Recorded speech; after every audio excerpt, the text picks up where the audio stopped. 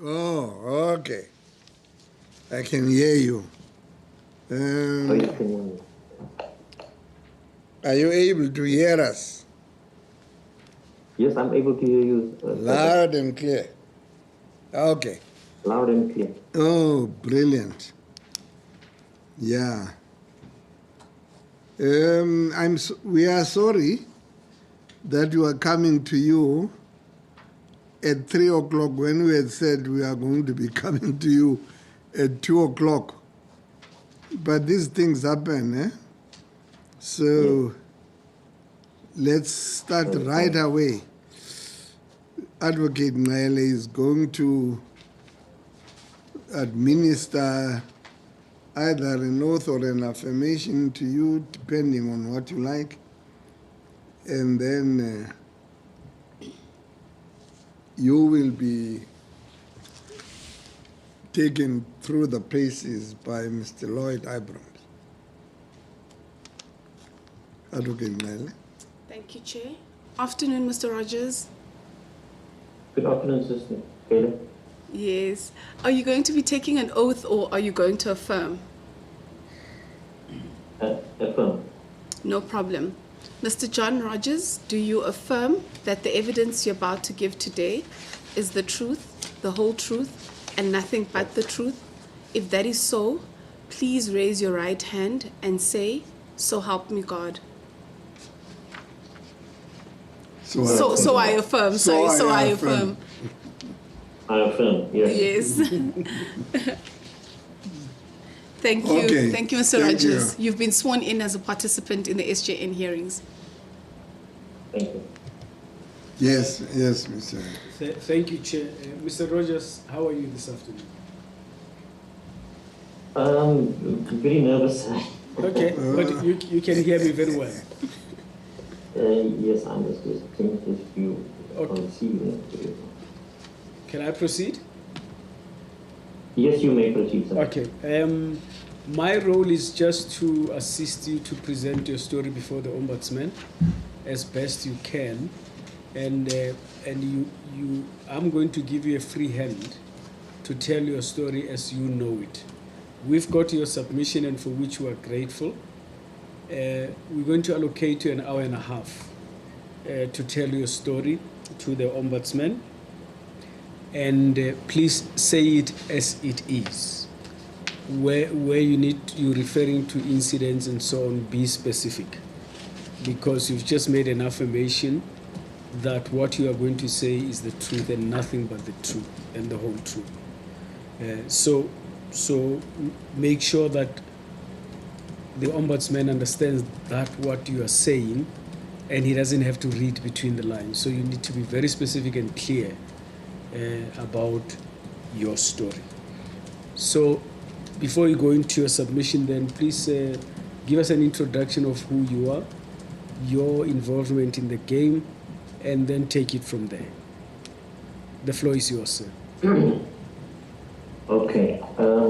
And you must relax. There's nothing to be nervous about. Just take your time. And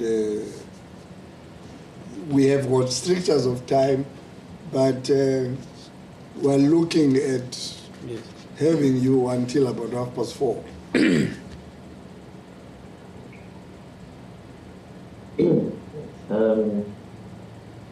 I first want to greet you all in the name of Jesus Christ.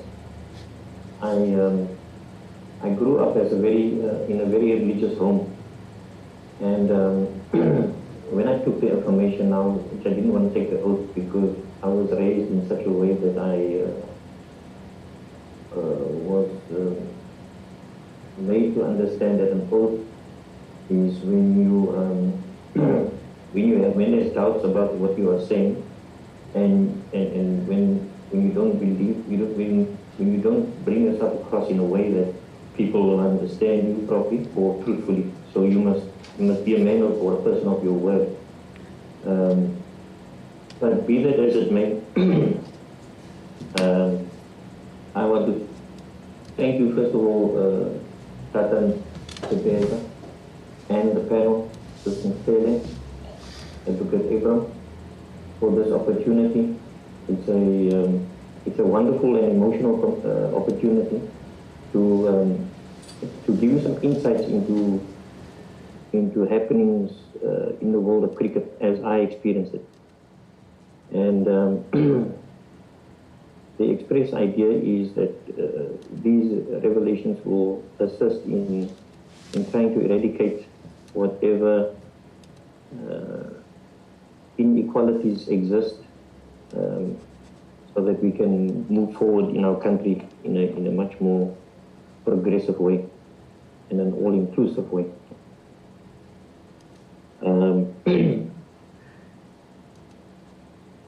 I'll start by saying, as Advocate Abraham alluded to, I was born in 1964 in a township called Elsie's River. And I was born into a family which was cricket-loving uncles. My mom's brothers were prominent cricketers in the time that they were playing the game.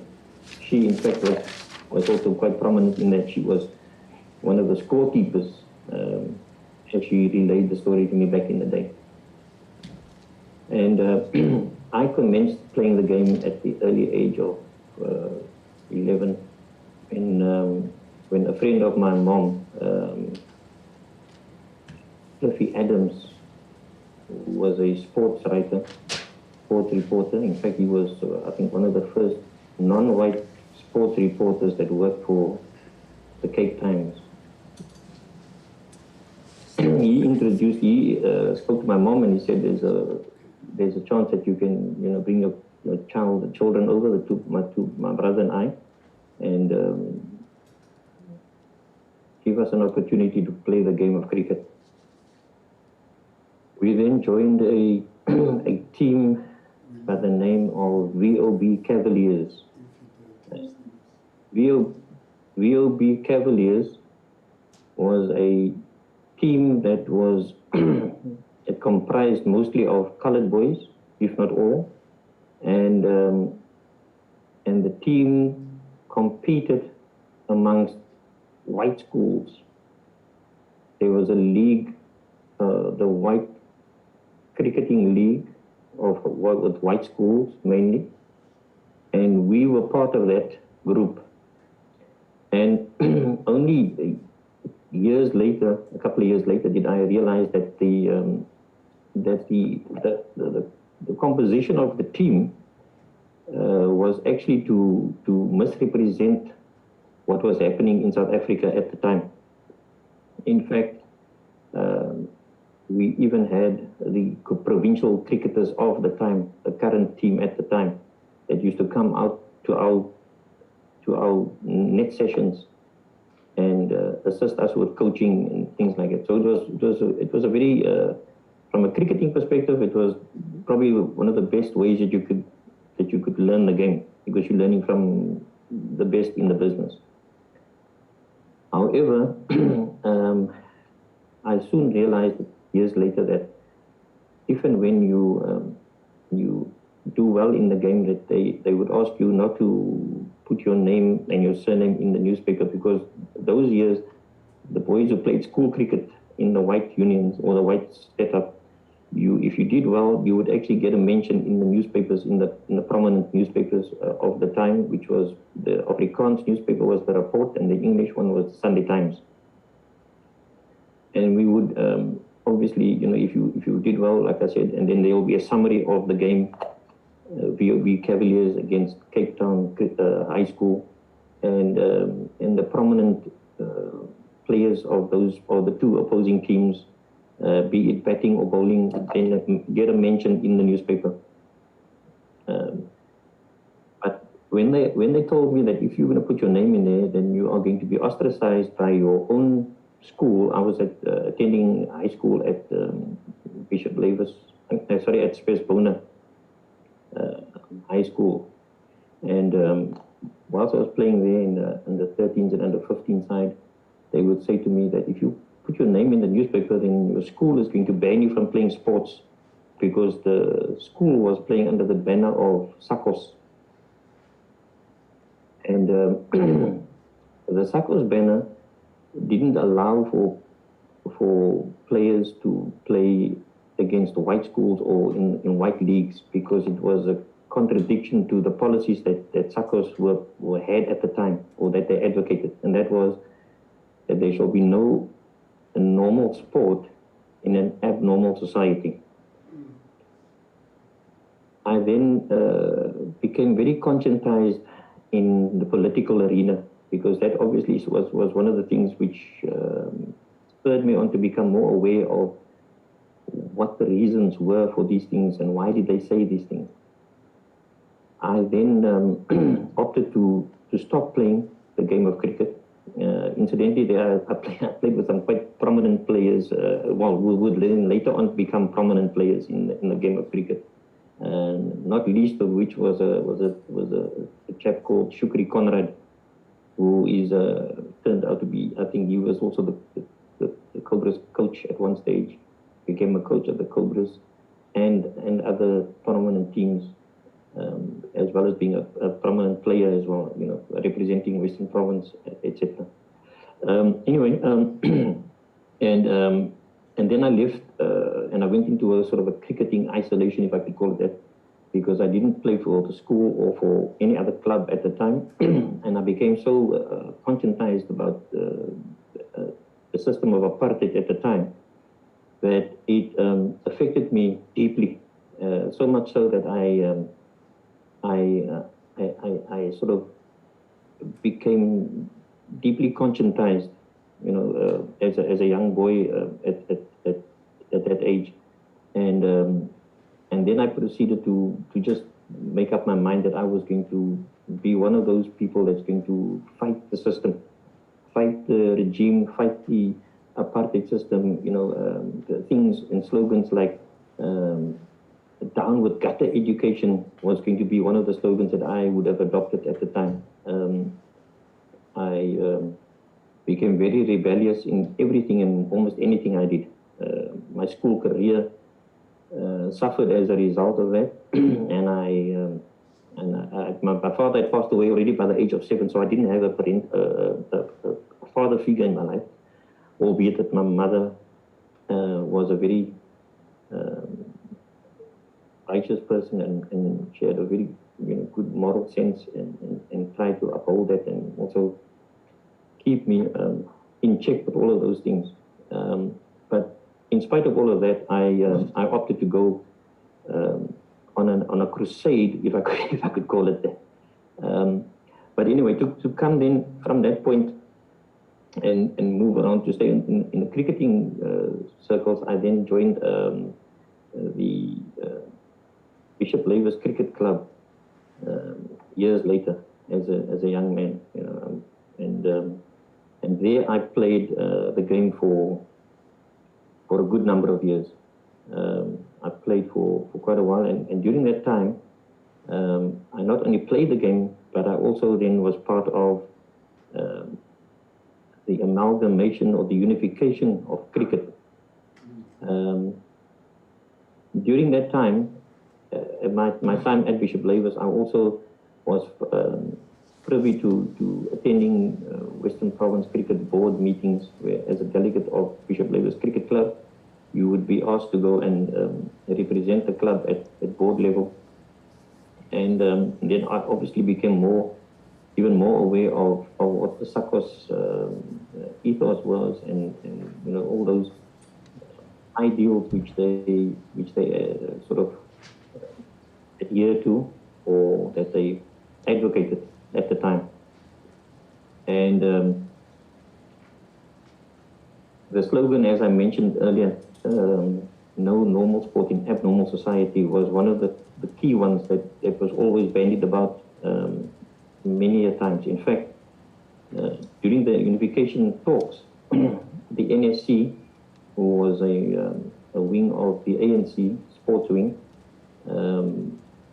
was very instrumental at the time of unifying cricket.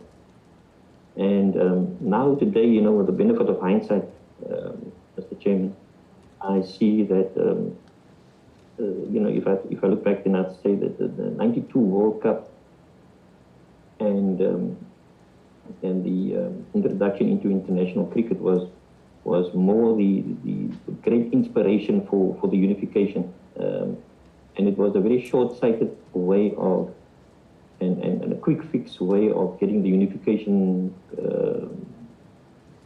ball rolling, if I can put it that way. But be it as it may, you know, we were all very excited about it when it eventually, I mean, even our club, at the time, I remember very well, our club split down the middle. We couldn't decide whether we wanted to follow the route of amalgamation and unification, or whether, in fact, we wanted to go into isolation. Because there was, you know, we were staunch, there were some staunch supporters in the club that we would hold on to our ethos and the banner under which we played the game and even conducted ourselves, because it's not just that it didn't just affect us in the way that we played the game, but also in every aspect of our lives. From one day to the next, it became something that we actually lived by. So much so that, like I said, then the club split, and when the club split, it was a very trying time for us, all of us.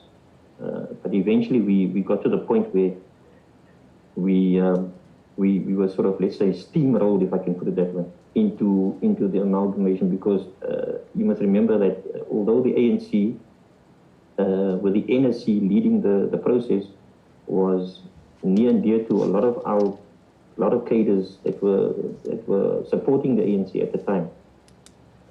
They were also, those very same people were people who supported the SACOS ethos. And then, as you can well imagine, you know, the emotions were very difficult to curtail and keep under wraps, and at the same time it was very difficult to come to terms with what was happening. But you know, be that as it may, what actually then transpired is that the unification process took place, and with time, in a short space of time, I must add, we then proceeded to, because the love for the game was just immense. I mean, all of us that played the game, we were, you know, we loved the game, and we then accepted that we're going to have, you know, the amalgamation. That turned out to be quite a difficult time. As you can well imagine, the facilities that we had at the time and the facilities that the white clubs had and were privy to, it was huge. It was even till this very day, it still exists like that. And I've seen some of the submissions that some of the people made at this particular hearing, and during that time, I mean, during these hearings, I've seen people show pictures of sports field and facilities, and or the lack of, I should say. And you know, and if you compare it to the other facilities that the white clubs enjoyed at the time, it was immense. But be that as it may, in spite of all of that, I can tell you now emphatically that it did not mean that the level of competition on the field was actually poor, in spite of the fact that the black and colored clubs had very little by way of facilities. If you had put them on the field of play, you would hardly think or recognize that there is this huge divide between the two teams. Although at times it wasn't just the competition that we had to face from the opposition, but many times the officials that were officiating in these matches were extremely biased. There was favoritism towards the white clubs. The white clubs enjoyed umpires that they knew for decades, and they had a very good repertoire. You know, there was a very friendly exchange between, for example, the captain of a particular team and the umpires that was going to serve and do duty on that particular day. That also added to the strains and the stresses that we as players had to endure when we played the game, because you not only had to now just do the best that you could under the circumstances, but you also now had to live with the fact that you had officials that were biased. That was very difficult to handle. But be that as it may, we carried on and we continued along those lines, and then soon did we realize that that the system was designed not to incorporate us at all. In fact, when amalgamation took place, unification took place, I remember a time when soon after amalgamation, all the players that were competing in the then first division, as it was called, or as it was known, we had our photographs taken, and we had a little profile on each of the players who were made, because the idea was that if and when they excel, because they would be a track record kept on in terms of their performances, and this would then enable them to maybe get call-ups to provincial invitation to a provincial net or practice session or trials or whatever the case may be. But that is what we were led to believe, only to discover later that was a falsehood, complete falsehood, because we then soon realized afterwards that if you didn't follow the certain level of competition from a very young age, there's little, if any, chance of you getting into a provincial setup.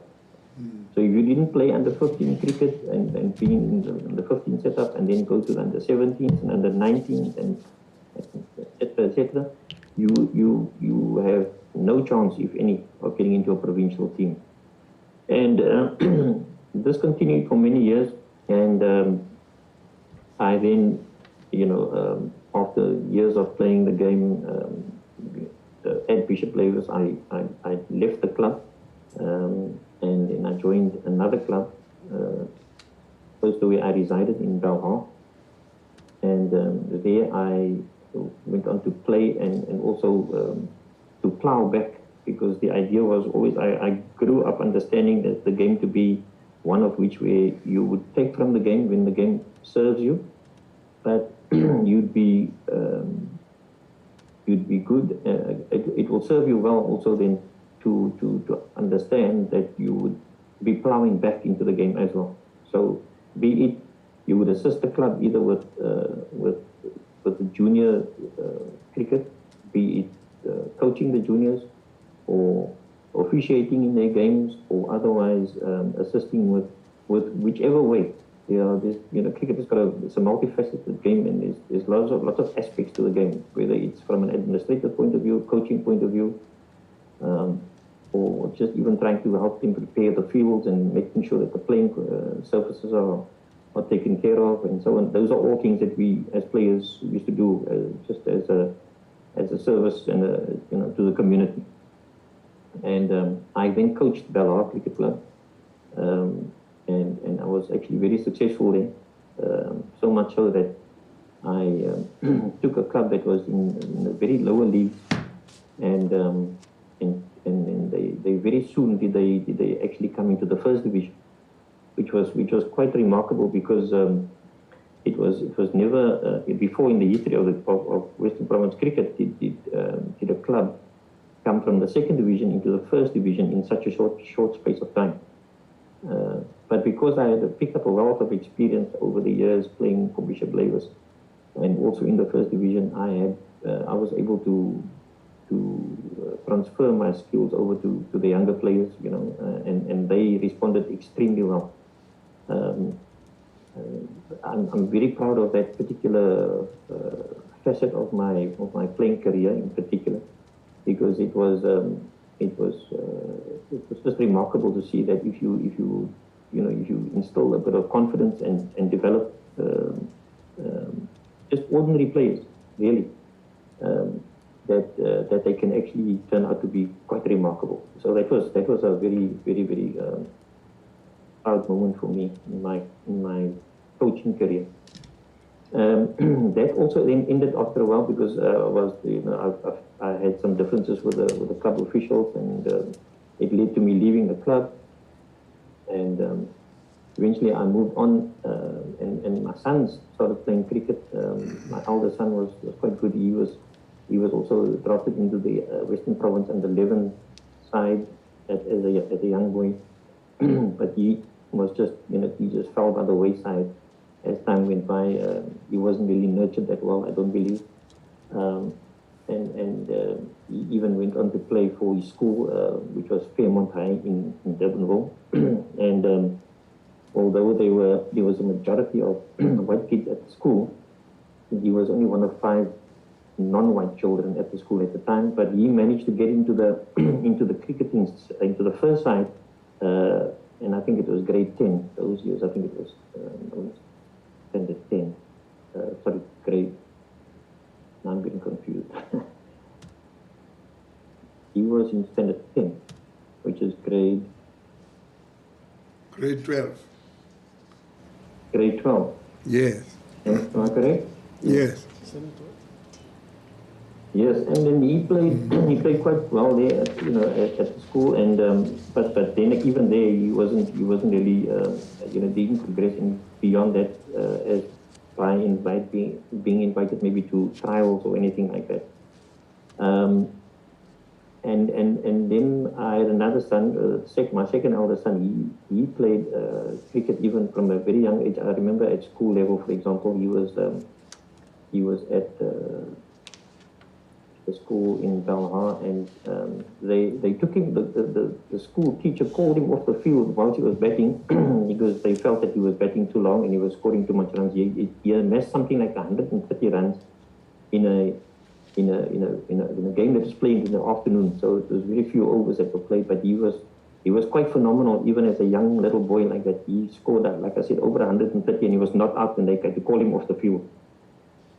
And he went in on to play high school, and I was fortunate to be contacted by the school to assist with coaching. And I was then his coach, and of course the school's coach for a while. They again, they did extremely well, and so much so that I then also became aware of the structures that were in place at the time. And as the coach or as the management of the school, you could actually nominate players that you would then send to a particular regional net or a net trial, and there they would assess you, and then they will send you on to another net which is slightly higher up, and so on. And then when I took the 3 boys one day, I took my 3 boys which I selected, one of which was my son Tarek, and let me just add that I feel that and I've always rated him, and I consider myself to be a fairly decent coach with a lot of knowledge of the game. And I consider him to be a 5% natural cricketer, whereas my eldest son I consider to be 95% natural. But Tarek, although he had 5% natural talent, was someone who put in 95 to 100% effort. But the point is, when I took the 3 boys to the net, the coach told me in no uncertain terms. In fact, I wasn't told to come to the net. I was told to come to a separate net on a particular day, where just those 3 boys were going to be assessed on that particular day. The coach looked at the 3 boys. They were batting and bowling amongst themselves, which I thought was quite peculiar, but be that as it may, when I was done, he made it very clear to me in no uncertain terms that those boys, I might as well just take them and just dump them somewhere on a heap, because they are completely useless. But who's the coach? Who's the coach, Mr. Rodgers? Who told you that? I have no idea who the coach is, sir. I cannot give you a name for the coach. I know he was the coach. He was actually at Fairmont High. I see. So he was at Fairmont. I don't know his name. Although my elder son was at Fairmont, I don't know what the coach's name was. I can't remember that. Sure. But he told me that, and I was very, very, very disturbed about that. That was a very emotional moment. In fact, still is right now. But anyway, be that as it may, I had made other cricketing acquaintances, and if my memory serves me correctly, then Dion Kemp was a regional coach, or a coach which was slightly higher than that particular coach. And I approached him. I called the Western Province offices, and I spoke to him, and I asked him, listen, is there any way that you could please assess these 3 boys and just have a look at them and see if they, if it is true that they are useless. And Just tell me, when you were saying this, was it in the presence of the boys, or at least he had the courtesy to call you aside and tell you on your aside? no, I think I think my memory serves me correctly. We were talking separately because I think they were still practicing on the one side, or they were just doing the thing somewhere there in the corner at the net, and we were standing aside. And he then just spoke to me one-on-one. Okay. And that's how he made me understand that I mustn't bother to bring the boys again because they're useless. definitely not up to the standard that would be required. Okay. Anyway, so can I continue? Yes, yes, please. Okay, so then like I said, I made contact with the coach at the Western Province, and he said to me I should bring them to P.P. Smith Belleville Stadium, where he's actually conducting a net there, and I must please bring them over to that particular net, and he will then assess them there. And this is a net which is higher than the one that I just mentioned previously. When I took them there, lo and behold, this coach believed that all three boys were exceptional talents. In fact, so much so, and this is in history. I mean, this is the way it happened. They progressed from there, and they went on to the Western Province trials, the full-on Western Province trials, which was conducted at Bishop's in.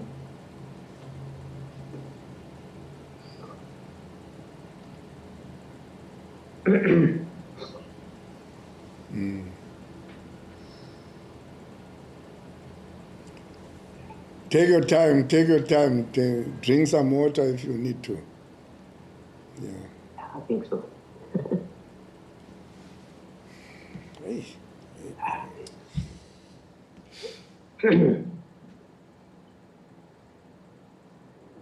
They did extremely well there, sir. Yes. Mr. Chairman, they did very well. They did so well that, in fact, you must get an invite every week before you can be asked to come back to the next week. And it so happened that between the three boys, one I think dropped out after the first 3 weeks. Another one dropped out after the first, or 2 weeks later. But Tariq happened to be the one that was there till the second last net. Now, if you get an invitation to and I think the nets were quite extensive. I mean, they went over a good number of weeks. They must have gone over, I don't know, anything in excess of 10 weeks, maybe. I don't know. I'm not quite certain about the amount of time. But either as it may, he didn't bat in the position that he was supposed to. He wasn't given a chance to bowl properly. But whenever he was given a chance, whatever he did was enough for them to invite him back to the nets. At the second last net, the reason why he was, I believe, and in fact, the manager of the school at the time and I were chatting. We become very good friends, myself and him. When him and I chatted about this, he said to me, the reason why they're not inviting him to the last net, because that particular net, now the Western Province side has to be named. And if he is there, he's going to be clearly one of the members that would have to be selected of the group of players that's there. But if he's not there, and he's not physically there, then that means only the players which are there will then be the ones that will be selected. I do recall during that trial that one of the players who went on to play for South Africa, I think he's the current South African spin bowler, or one of the current South African spin bowlers. He might have lost his contract now.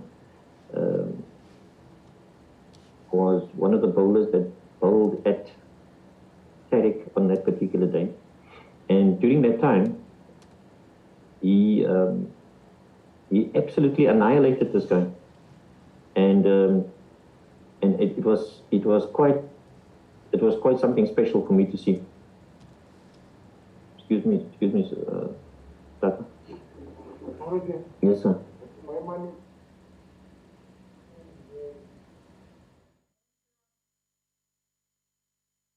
I'm at the Western Province CSA office, and there's just a security guy that's wanting to get my attention.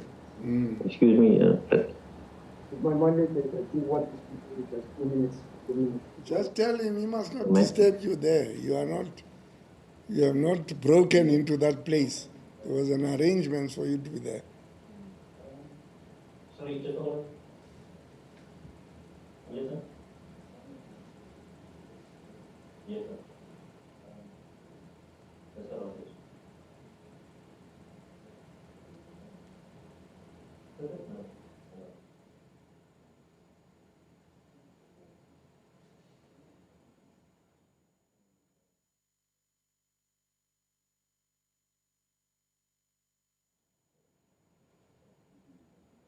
Okay.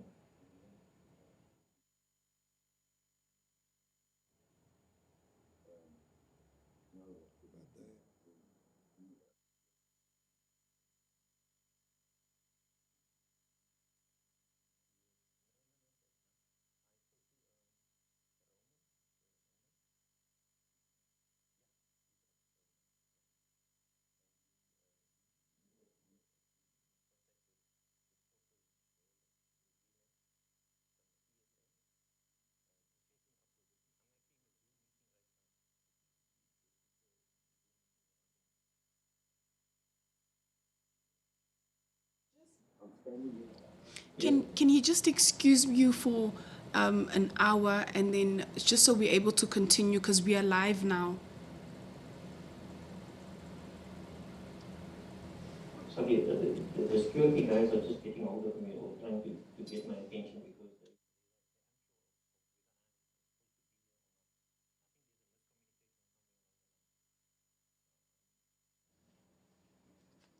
Can any one of them come to the screen? he's just on the telephone on the one side. He's just talking to someone. Who did you talk to there? On the phone now? Talking what? Okay, well, phone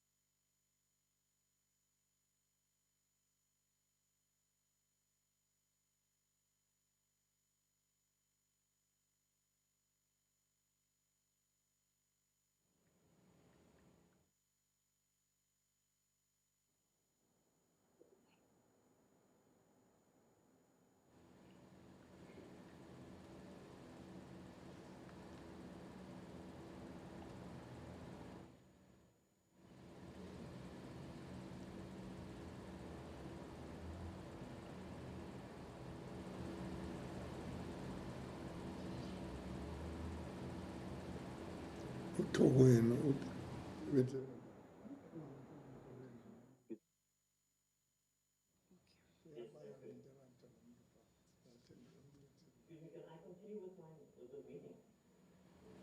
Okay, are you okay now? Okay. All right. Thank you. Okay, I was told I can carry on, Mr. Chairman. Yes. Sorry, where was I? Yeah. So. No, you were just contrasting how your boys in the one setup where they were told they are useless. But then you took them elsewhere, and then it was like chalk and cheese. They got accolades in this new establishment, and you were now tracing the career of one of them after that episode. My son in particular, yes. Yes. And yes. So then I realized again that the system had failed to identify a young boy like he was at the time, and also to excelling in the game as well as he did. Like I mentioned, he scored lots of runs when he was a young boy, even at primary school. He then went on to play for the school, and he did exceptionally well. The Settlers High School, under his leadership and contribution that he made at the time, and of course myself, in another way also as the coach, reached heights which they didn't experience before. Amongst other things, I remember we played in the T20 competition, which was a new competition at the time, and we actually managed to get into the semi-finals where we played against Sachs, and Sachs was actually coached by Peter Kirsten, who was it's a very revered name in the sport of cricket, especially in the Western Cape, but also in the SA team. He played in the SA team as well, and he was the coach, and we fared quite well against them too at the time, although we lost that semi-final, and we were played at their particular venue. That was also another issue that was always going to show its head. In other words, if you played against some of these teams, the better teams and the teams with good pedigree, you would have to play on their particular fields. Fields which they are comfortable with and used to playing on from one day to the next. They wouldn't come and play at your fields because, in the game of cricket, the field which you play on has a significant bearing on the result of the game. It's so much so that, home ground advantage is a real big advantage. Whether you're playing club cricket, whether you're playing international cricket, it doesn't matter. The home ground advantage counts for a lot. But be that as it may, we accounted very well ourselves, and Tariq, like I said, played quite well. And then he went on to play club cricket, and he ended up playing for Tygerberg. At Tygerberg Cricket Club, he played with Vernon Philander, who later went on to play for South Africa. During one particular match, which needs to be mentioned, Tariq played against Cape Town Cricket Club at the Boone Wallace Oval, and he scored 76 runs in that day. And 76 runs is not a lot of runs in terms of when you people talk about centuries and things like that. But the 76 runs in this particular case was quite significant because although it's a two-day match, of the 76 runs he scored, he hit 9 sixes and he hit 5 fours, and he only hit 2 singles. He only had 2 singles in that match, in that innings. Now, when you play a two-day match, you are encouraged to play a very conservative approach. So in other words, you will have a typical game or a match where somebody scores 76 runs, you'll find that they will have scored 5 or 6 fours. They might have 1 6 in there. If they hit the ball very well, then they might hit 1 6, and then they will have a lot of singles and doubles or whatever. But to score 76, which included 9 sixes, 5 fours, and 2 singles, was phenomenal. So much so that I believe that the system should immediately then have picked up that here is someone that has got a bit of talent or an exception rather than a rule. And once again, he should have been recognized, spotted, and then maybe given an opportunity to at least come to a trial or at least show his skills in a different environment, and to see whether in fact it was a one-hit wonder or was it something that needed, because like I've said now, I've traced his progress from a young boy at primary school, through high school, into club cricket. And all the while, the system couldn't pick him up as somebody that was going to make a contribution to the game of cricket. But be that as it may, he had to live with that, I had to live with it, as painful as it was. And I continued to, coach the team for a while. He then stopped playing. He went to play, like I said, he played club cricket. And then after club cricket, he then decided to leave because he got a job in Joburg, and then his interest just fell away from cricket completely. As far as the system is concerned, I feel that it failed him in particular. Then I'd like to just touch on something else, Mr. Chairman. Yes. And that was, you know, my cricketing sort of exploits that I feel I just wanted to bring to your attention, or otherwise just to bring to you how the system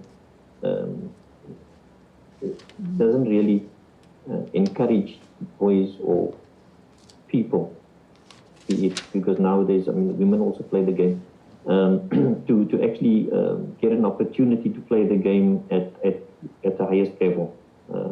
You know, if you weren't connected in some way to a series of people who actually play the game or administrate the game at certain levels, then there's very little chance that you would actually be included. Okay, I think I want to just narrate another story to you in a different way, and that is more from a political stance. I think if I go back to my playing days at Bishop Lavis Cricket Club, and I spoke about earlier being a part of the delegates that goes to the board meetings, I then became aware of, like I said, the no normal sport in abnormal society, that slogan and whatever goes along with it. And when I look back and reflect on the time that we actually had amalgamation, and it was not with the idea of unifying the sport, but more with the idea of exploiting it for certain people or for certain sectors of our communities and our society. And that was the tragedy of all of that. I still believe that something similar that's happening in cricket like now, that as we're sitting here, there are other sporting codes which I do believe suffer this similar sort of challenges. I mean, I've also played golf over a period of time, and I know that golf in particular is something where there's a certain elitist sort of approach to the game, which just completely excludes people, black people in particular, but more especially people who are less privileged. It does not afford people who are less privileged to actually play the game or to even be introduced to the game, because by nature it is an elitist sort of sport, and it's sort of very exclusive. And that exclusivity is what's hurting so many people that actually love the game of golf. And I'm talking about golf, and the same thing applies to cricket. But then also we can talk about soccer. In the game of soccer, there's discrimination. There's things that's happening in the game of soccer, which is also detracting from us from being the best that we can be as a nation. I can talk about rugby as well. But generally speaking, we're talking about all sports that I believe should be undergoing something similar. So what is happening here right now is truly amazing in the way that I also am aware of the Zondo Commission and all the revelations that are happening there, which is also sort of going to turn around the way we see things and the way we act in the future. And I believe that there's going to be some positive things that's going to emerge from that. So I'm also expectant very much the same way as this particular hearings are running concurrently with that, or parallel, I should say.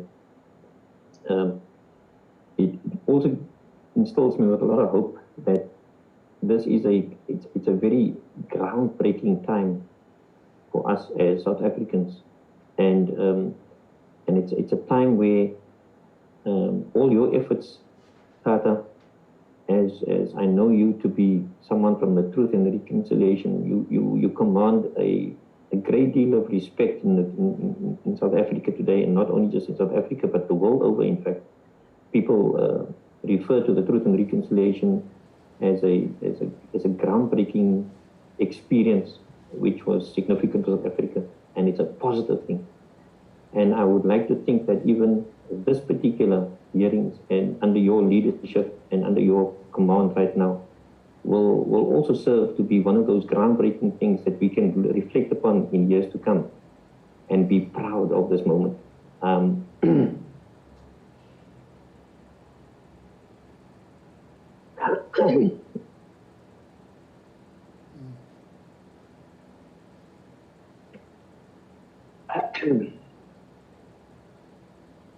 Many people have suffered. Millions and millions of people have suffered. People who love the game of cricket. People are passionate about the game of cricket. I can talk about people like Joseph Fondling at Bishop Lavis, who scored 200 runs in a 45-over match. And he hit the last ball, he hit for 6 to get 200 not out. And again, he hit 18 sixes and 13 fours in that innings. It was quite phenomenal. The amount of talent that, I mean, I know about Freeman Samalela at Langa. I know about who was a bowler incidentally, and he was feared. He was feared because he was just phenomenal. I played the game incidentally as an opening batsman for my club at Bishop Lavis. And as an opening batsman, you're more than likely to face the quick opening bowlers with the most talent in the opposing team. The opposing team will put their best bowlers out, the quickest bowlers out with a new ball to go and bowl against the opening batsman of the opposing team. Freeman Samalela was one of those guys who I, as an opening batsman, faced not with a very great deal of confidence, I must tell you.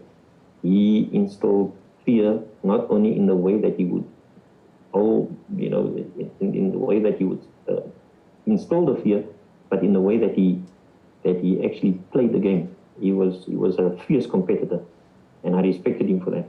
But I can name so many others. There are so many other players that I can name who excelled in the game in spite of the adversity that they were facing, but they loved the game. And had they been just given just a sneak preview as to what they could produce, I'm sure they would have gone on and excelled, most of them, if not all of them. So the other thing I want to just also maybe in closing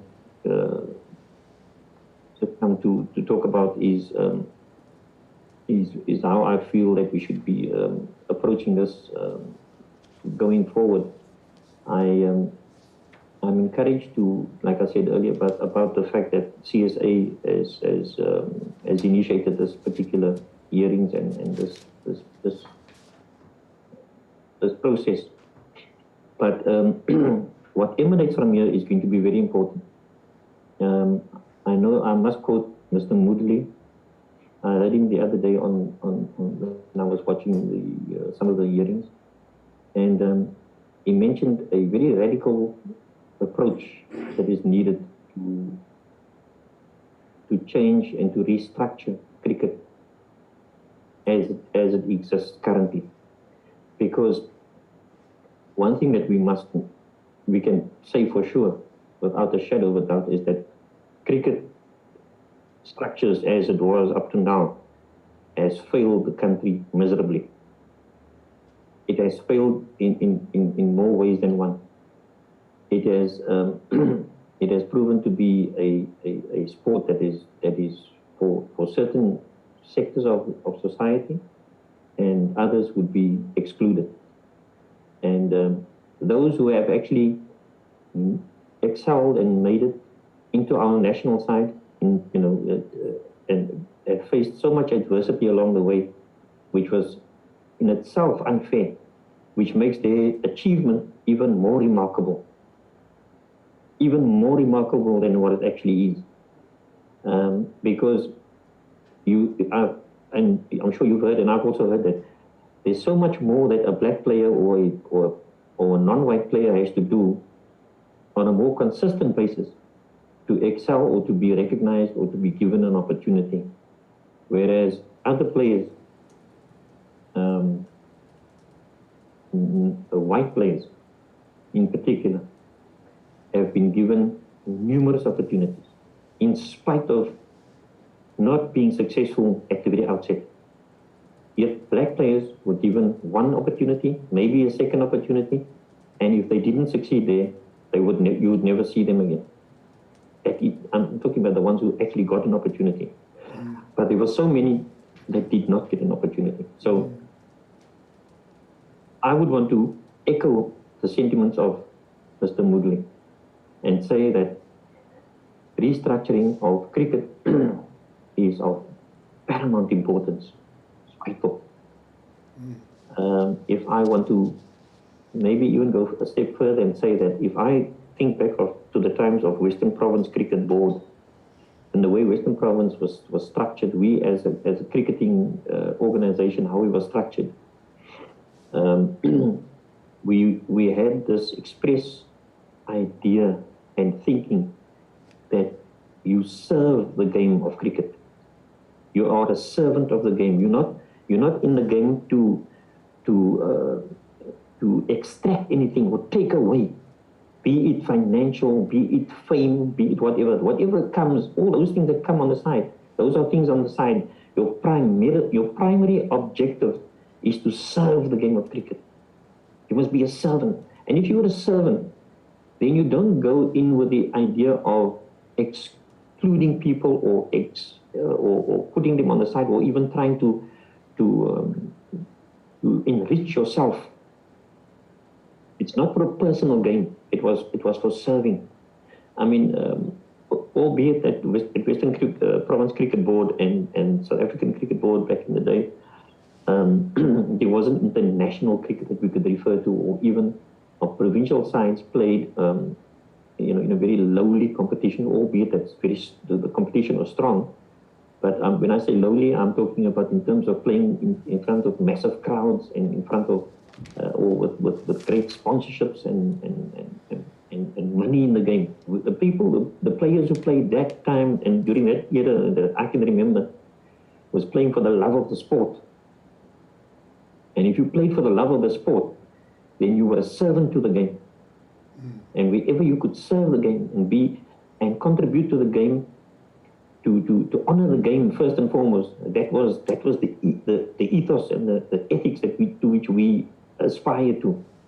When amalgamation came, we came in full with being very naive to think that we were going to be given opportunities, to think that we were going to be treated fairly was very naive. In hindsight, it was the thing that, I mean, even the administrators that came from the South African Cricket Board side that were given positions in the newly formed and amalgamated cricket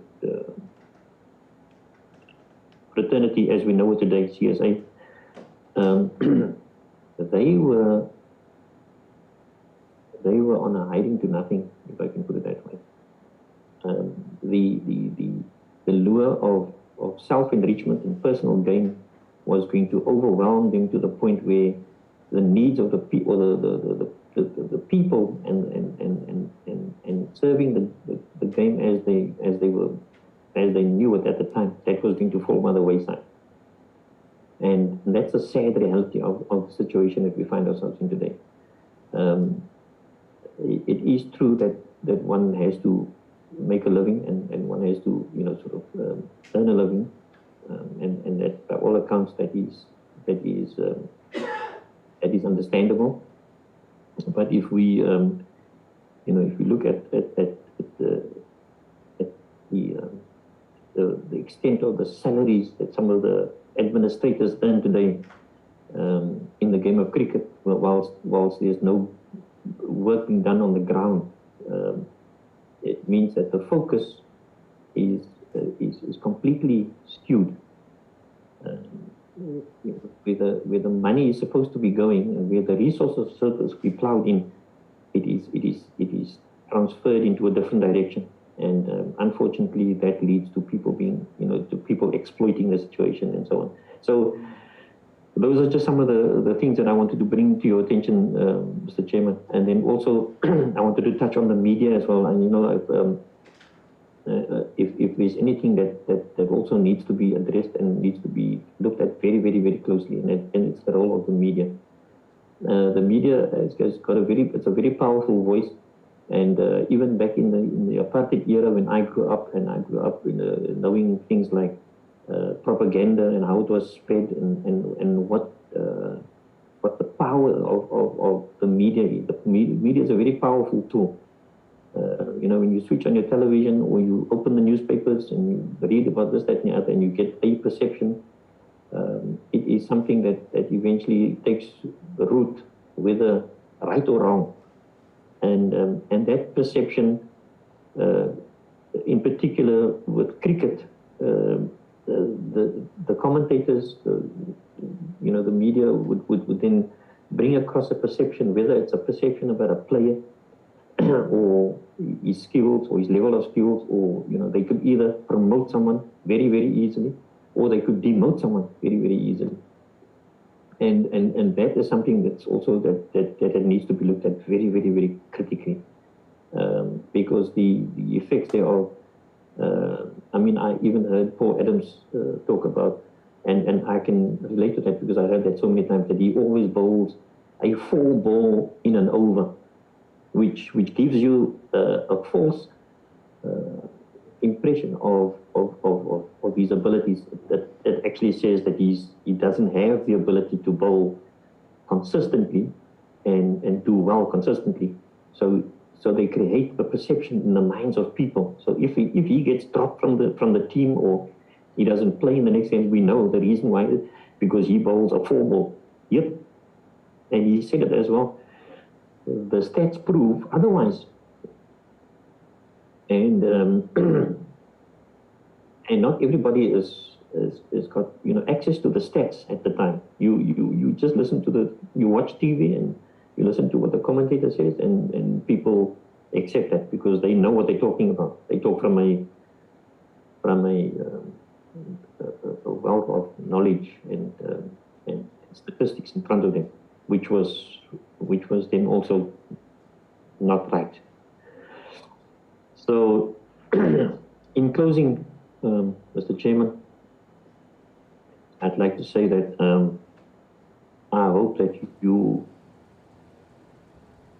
would be persuaded to draw up a report that lays bare the naked truths and nothing but truth, and that your recommendations would be groundbreaking, as I mentioned earlier, and that we could all reflect on this particular era in our history and be proud of the fact that we could make a contribution one way or the other, but that it would have a positive contribution. I don't want to be thinking of the things that gone by. Those things are in the past, whether it be that it's sad, it's in the past, but at least we can try and forge a new way forward for the future. We have a legacy to leave behind, and I trust and I hope and I pray to God Almighty that that legacy that we're going to leave behind will be based on our father of this nation, Tata Madiba, has left us with so many wonderful, inspirational stories that few nations in the world can say that they had someone like that in their ranks amongst them. And the best way that we can pay tribute and honor him for the role that he played in getting us where we are today in terms of our political landscapes anyway, is to continue to build on that legacy that he's left. We must be constantly reminded of, or remind ourselves of what he wanted us, where he wanted us to be, what he wanted us to be, and how he wanted us to develop. And I hope that this would be serve as inspiration even to this particular hearings and commission. There's just another quote that I would like to to end off with, and this might be a little tongue-in-cheek, but it goes like this. They say that amateurs built the ark. The ark was built by amateurs, and the professionals built the Titanic. And I'm sure you all know that the ark stood the test of time, but the Titanic sank. So with that thought, Tata, I'd like to say, if there's any questions that the panel want to ask me at this point, then I'm more than willing to assist and give some clarity. But if they aren't, then I would like to thank you very much deeply for the opportunity. And No, there are and I questions. know that it's been... There are questions or comments. Yes, okay. Yes. Advocate Excuse me? Ndlele. Yes, Mr. Rodgers. No, I just have one question for you, which also relates to what Mr. Rajan Moodley spoke about yesterday, where he spoke about the revolution of cricket and the restructuring of cricket. And I know you support that as well in terms of your submission. Can you just take us through or give us a breakdown of how you envision this restructuring of cricket to take place? Oh, you know what? I'm going to be bold. Since you asked the question, you shouldn't have asked the question, because now I'm going to answer the question. and the question, I'm going to answer it like this. I actually said I want to be bold enough. You know, I have a bit of boldness about me as well. Just indulge me for a moment when I say the following to you. So when I was the coach of Belhar Cricket Club, we came into the first division. It was very exciting times. The first division was structured like this: 1A, 1B, 1C. And as you come into the first division, you come into the 1C. Although I got the accolades when we got the trophy to say that we won the 2A, now we're going into the 1C. I was on a mission. You know, I was on a crusade to get us into the 1A, because I wanted to compete with the best, amongst the best, and beat the best. That was my aim. Unfortunately, I fell foul, because the people at the club and the management at the club and we had difference of ideas, and it led to us parting ways, and my dream there fell through. But during the time that I was coaching the team and the team went into the 1C, then we didn't do that well for the first 3/4 of the season, in fact, and there was another coach that was actually appointed.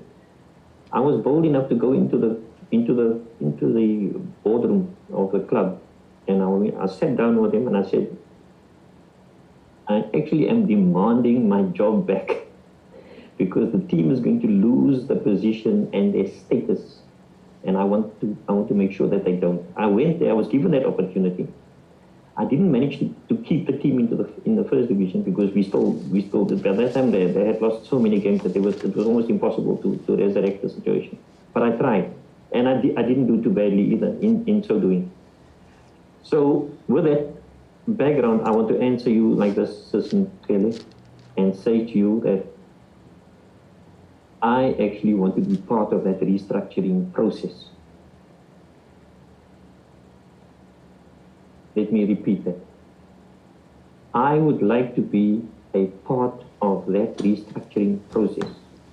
I believe I have a wealth of talent and of unearthing talents, but not only that, but of understanding how to navigate yourself around to be able to pool, to gather the pool of talent that's out there. Whoever has been doing it up until this point has got no clue of how to do it. They have no clue in terms of what it is that you need to do to be able to unearth the talent. It is quite sad. I've heard submissions where people talk about you cannot build a stadium here or a facility here because it's going to be vandalized in no time and then it's gone and this, that, and the other. You know, there are so many other ways and means of actually getting around that problem or those problems. Those socioeconomic problems shouldn't be the ones. In fact,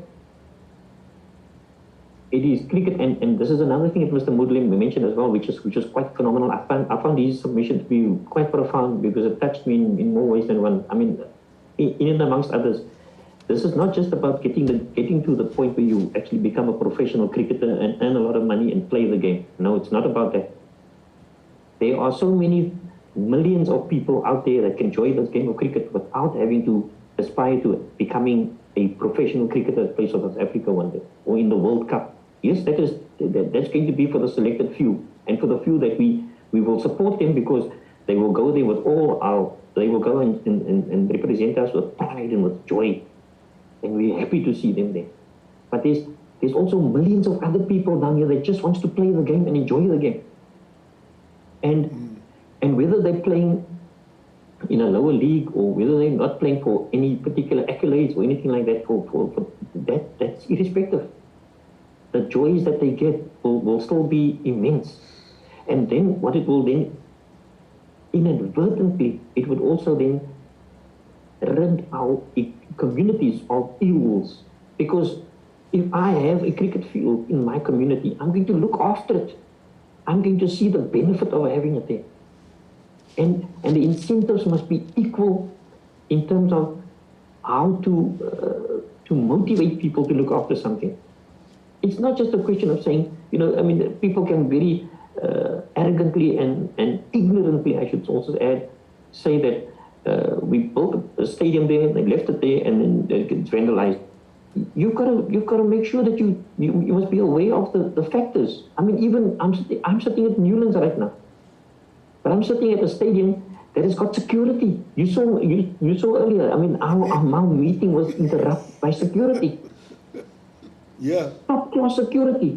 You know what I'm saying? So how can you build something in Langa, in a township, in Bella, in Elsa's River, or wherever, and then leave it there without security and say, okay, no, it's going to look after itself? I mean, it doesn't work like that. Here I'm sitting at Newlands. I was told I must move out of here. What are you doing in the president's suite, sir? Because the security was here. You saw that. I mean, you were witness to that. So the point that I'm saying is, I would love, Sister Nikita, I want to answer your question again. I'll repeat it now for the third time. I would dearly love to be part of that restructuring program, whatever it may be. But I want to be a part of that. So I cannot come up with, I don't have a solution right now in my head that I can actually formulate and give it to you and say to you this, that, and the other. But I would want to be a part of it anyway, in whichever way. But I feel that I would make a sizable contribution, and I would do it selflessly. Selflessly, in other words, I wouldn't expect any remuneration. I'm not asking for a job, don't get me wrong, because some people quickly want to just put the one in and the other one together. They say, okay, so you want the job as the restructuring manager or whatever, so you're going to earn 5.4 million. No. I'm not. If I don't get 5 rand 40 cents, then I'll be happy. I don't want any money. I just want to see if I can put things in place that will pave a way for our future, and our future will be a sound one. That will give me immense pleasure. That will make me not turn around in my grave. Yeah. Okay. Are there any other questions? Yeah, they are. From my side, Mr. Rodgers, what's your involvement? Yes, What's your involvement in the game at the moment? At the moment, no, sir. I have exhausted that particular chapter for now. I love the game. Make no mistake. That is why I think if you read my submission, when I became aware of these hearings that were being held, I sent a very passionate email, and in which I expressed my sincere desire to be a part of these particular hearings. And I felt that I'm representing a large portion of the communities out there that I, for example, interacted with, both playing and otherwise. That many of us have left the game because of frustrations, and also because our efforts were just, fruitless at the end of the day. Not that we wanted compensation as such, but for me the joys were, for example, from a coaching perspective, it was just a joy to see the kids going into higher, to being recognized, and I would proudly stand back and say, no, I coached that young boy. I coached that boy from that age to that age to that age, and now look where he is today. That would have been my reward. Nothing more than that. But because you become despondent as time goes by, you also then realize that the system is designed in such a way that it will never allow you to be a part of anything significant.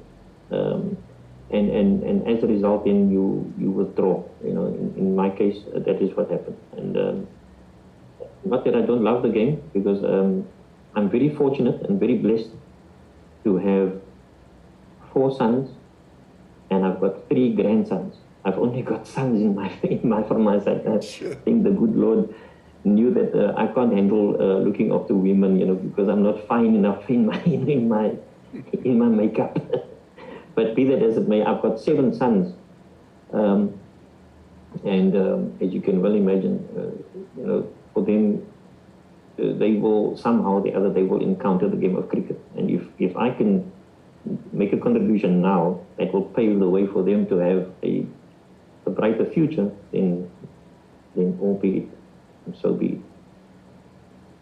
Thank you. I'll ask 2 questions, or yes. The first one is, did you know of, or did you know Hassan Hoa? Yes, I did, sir. What do you think he would have said today, given that the the slogan of no normal sport in an abnormal society is very much associated with him? Yeah. And would he think that post-apartheid our society is now normal, and therefore cricket? Tata, to answer you like this, it is so ironic that even in my submission, I do make mention, and please allow me just to go there quickly. I do actually say that I am very sad at this point in time to say that I did, and now let me just read it to you. I said, today, as a citizen of this great nation who has borne great sons and great daughters, I stand ashamed in front of you today, at present, as I bear witness to so many atrocious happenings in our society, under the watch of an organization as noble as the ANC. However, I am patriotic enough to believe that the greats of this nation will be able to make a difference, and that includes people like yourself, Tata. That was part of what I said there. So, to come back to your question, Hassan Hoa would have also failed to understand on what premise, or what basis, what foundation did we actually set about to build this nation and to put this nation together. And it would have been in the same thing would have applied to cricket.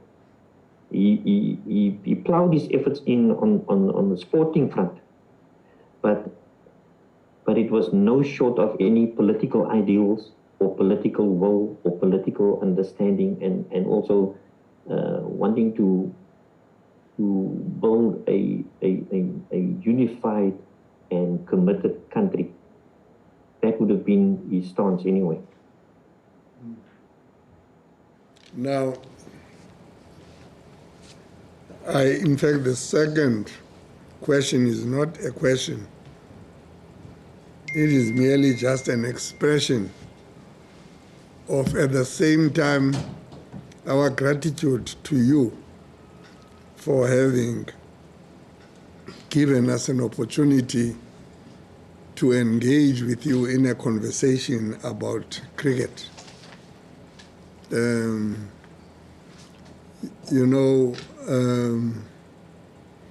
Where I grew up, there was cricket, there was tennis, there was rugby, there was soccer. But there were no facilities, really. And I'm not so sure now where I was born and bred there is any cricketing facility at all.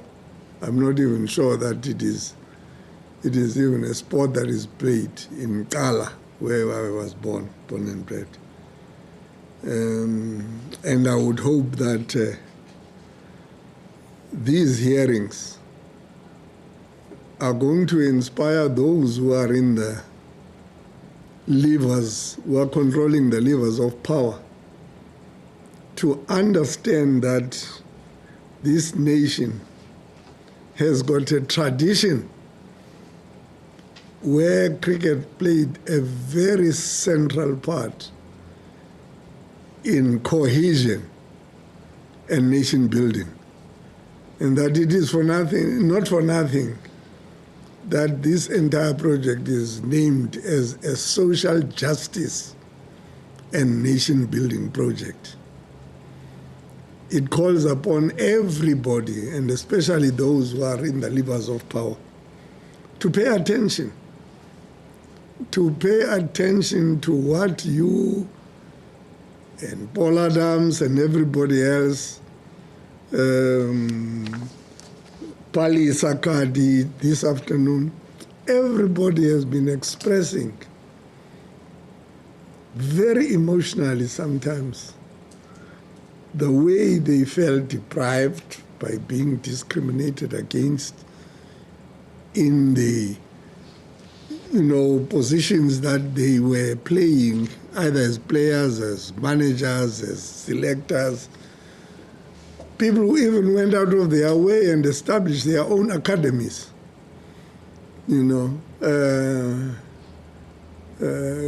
because they felt they needed to have that connection with this cricketing sport. In fact, by the time I get out of this project, I will have fully appreciated the extent to which this sporting code touched the hearts of many of our people throughout the country. And it would have been better for me and for us in this project if we were able, as was earlier suggested at some stage, to go from province to province and get a sense. But we are now doing it via, the modern ways on platform. We do sometimes reach people who are out there, whether it's in Mpumalanga or in Cape Town like we are now doing, let alone that the security people want to know, why are you here? Who said you must come here? But that's part of it. And as you said, you made a very powerful statement there. How do you think the facilities are going to be kept if you just put a facility there and you do not take the measures that you ought to take to make sure that that facility is preserved? There would be no vandalism, if people, had been consulted before about putting that structure so that they can own it. And then thereafter, for the delinquents and the, and the criminals in our society to know that people will guard and, with their bare hands, if they have to, the facilities that have been put up for them.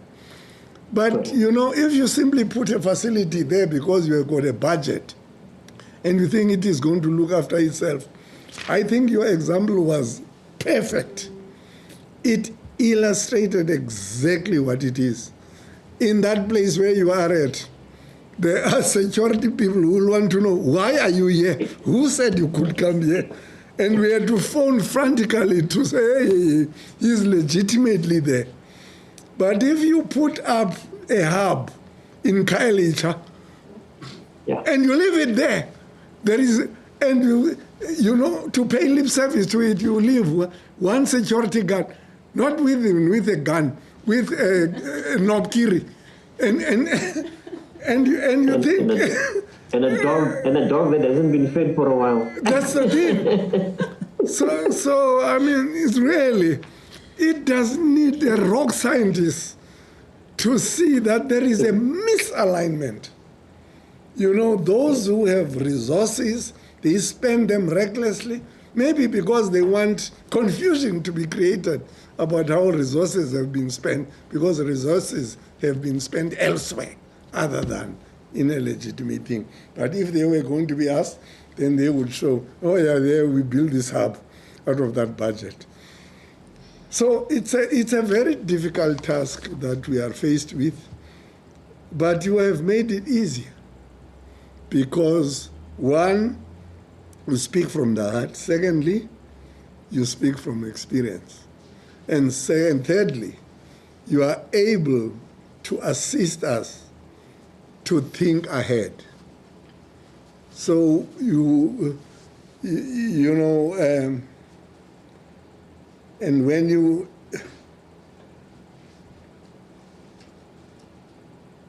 sometimes I get to a stage where I say, is this thing ever going to happen?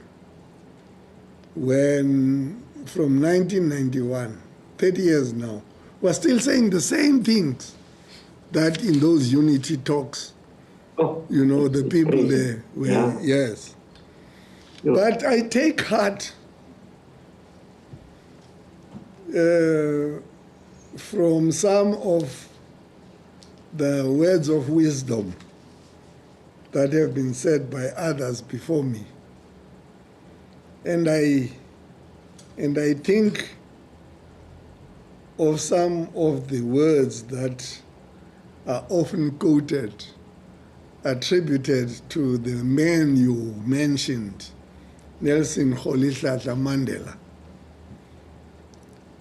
He had a profound way of saying things. And one of the quotes that are attributed to him is, it always seems impossible until it is done. Right now, it's impossible. It seems impossible. And I hope there will come a time when we'll also, like Mandela, say, hey, it seemed impossible until it was done.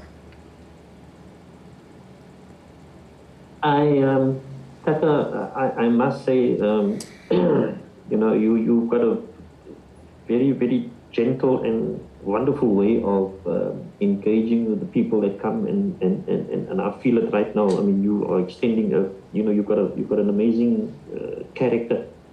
But I want to go as far as saying that even the people that I interacted with, that be it Sis and Kayla or Advocate Abram and others, because I've spoken to Tokezila, Betty, and others. And I can tell you now that you and your panel and the people that's working with you, you guys are doing a fantastic job. It must be said now already. You know, never mind what the outcomes are. I listen to you. I look at you guys from time to time when I switch on the TV, and I must be saying to myself that it must be a very exhaustive thing for you. And on a lighter note, I would like to say, if I was your coach, Tata, you bet at number 6 at least in my team. There's no question about it. You're learning very fast, I must say. You know, you even get a chance to do some spin bowling as well. Thank you very much. But, I would love to be that all-rounder. you know, you in my book, you are really graduating fast. You know, you are graduating very, very fast, and along with your team. But I want to leave you with the only wishes and inspiration that we can get from anywhere, and in my belief anyway, and that is from God Almighty. And I pray that God Almighty will shower you with wisdom and understanding, and also give you encouragement along the way where things are a bit tough, to push through and to press through and to keep the ideals in front of you and as a goalpost, and not to deviate from that, and give you the necessary strength to achieve that. But I thank you all deeply and sincerely. You're welcome. We thank you for having provided us with an opportunity to engage with yet another experience in this long journey of looking at 30 years of South Africa. Just in closing, I hope you picked up on some of my literature which I brought as props in the background there as well. I particularly, there's a gentleman, Professor William Pick, just make a note of that one in particular. He's someone of note, you know. He's quite a distinguished gentleman, and that has covered himself in many ways in this country, a true son of the soil. But with that, again, let me just thank you all. You're welcome. We are adjourned.